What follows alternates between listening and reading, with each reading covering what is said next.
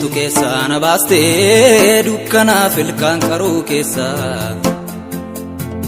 iyyaannes tasanaaf juwanne eenyutti waame si fakkeessa harkistee tu keessa na baaste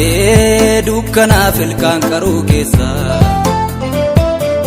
iyyaannes tasanaaf juwanne eenyutti waame si fakkeessa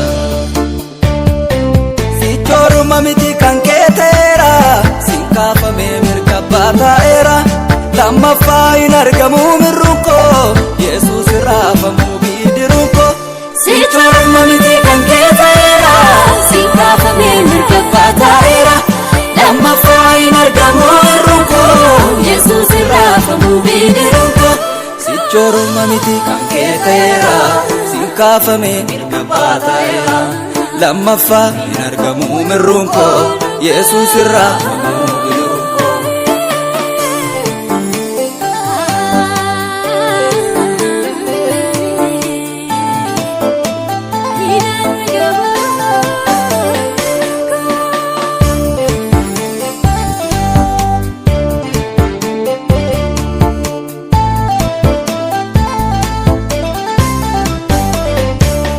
waa'ee kootfannoo si yaabsiseem jaalala keef safuu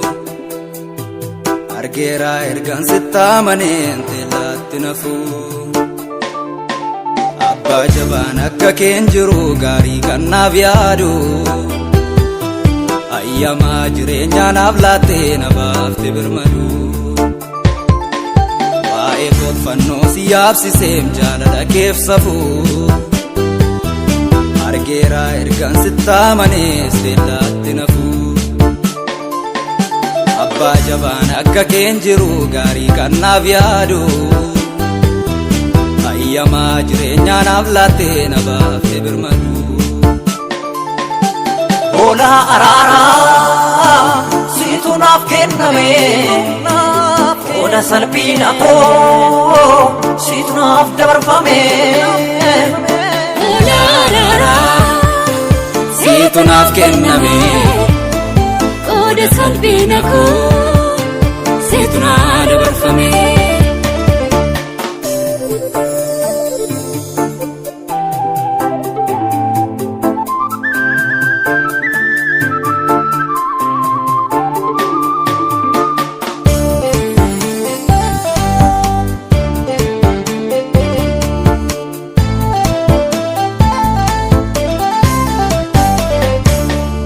araara kee malee anumna koo miti kaadhimamuun koo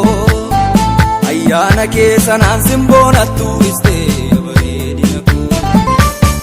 tolli kee tasaan dagatamu siyyana dhoowwata yoomillee dubbatameen numuu kee darreeddummata hoolaa araaraa siitu naaf kenname qooda salphina koo siitu naa dabarfame siitu naaf kenname qooda salphina koo siitu naa dabarfame